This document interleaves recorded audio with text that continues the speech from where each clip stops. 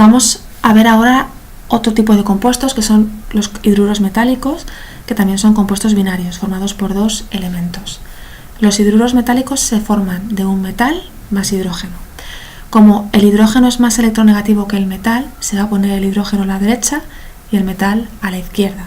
Y por tanto el hidrógeno, al ser más electronegativo, tendrá un número de oxidación -1. En todos los hidruros su número de oxidación será -1. Cuando esté con otros compuestos más electronegativos que ellos, será +1. Vamos a ver las tres maneras que llevamos viendo hasta ahora de formularlos según las nuevas normas de la UPAC. Y vamos a empezar con el primero. Vamos a hacer un ejemplo con el hidruro de cobre. Primero de todo vamos a ver cuál es el número de oxidación del cobre. Como tenemos un hidruro, nos damos cuenta que el cobre es un metal, el hidrógeno está a la derecha, es un hidruro, este va a ser -1, por tanto el cobre va a ser +1. Con los prefijos multiplicadores se hace como hemos hecho hasta ahora. Diríamos el prefijo hidruro de metal. En este caso, como solo tenemos un hidrógeno, diríamos sin prefijo, no hace falta decir mono, hidruro de cobre. En el caso del número de oxidación, diríamos la palabra hidruro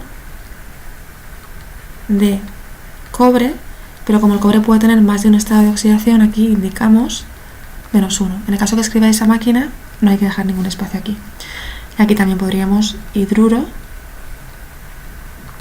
de cobre, pero en lugar de poner el número de oxidación, pondríamos su carga. Veamos otro ejemplo. Vamos a ver el AuH2. Aquí, como el hidrógeno sí que tiene un prefijo, diríamos que tenemos el dihidruro de Au es oro. Entonces tenemos el dihidruro de oro. Esto es una R. Vale. En el caso que queramos hacer con número de oxidación, vamos a ver cuál es el número de oxidación en este caso del oro. Aquí, como tenemos un hidruro, sabemos que va a ser -1, como tenemos un subíndice 2, 2 por -1, -2, por lo tanto el oro tiene que actuar con número de oxidación +2. Por lo tanto, este sería el hidruro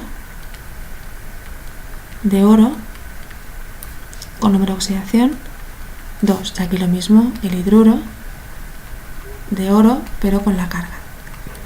Veamos otro ejemplo. Vamos a ver el hidruro de potasio.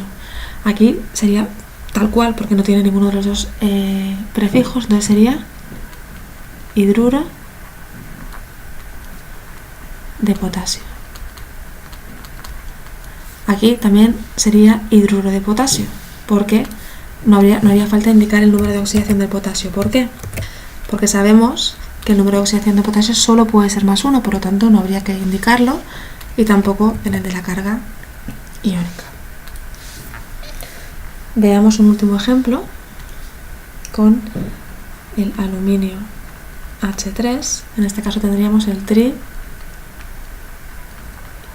trihidruro de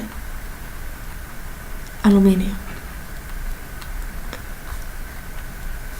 Vale, aquí vamos a ver cuál es el número de oxidación del aluminio. Aquí tenemos -1 como siempre, por lo tanto el aluminio será +3. Pero como sabemos que el aluminio solo tiene el estado de oxidación +3, tendríamos el hidruro de aluminio. Y no haría falta indicar el número de oxidación ni tampoco el número de carga. Sería también el hidruro de aluminio. Espero que hayáis entendido la formulación de los hidruros con las normas de la UPAC. Y vamos a por otro vídeo. Un saludo.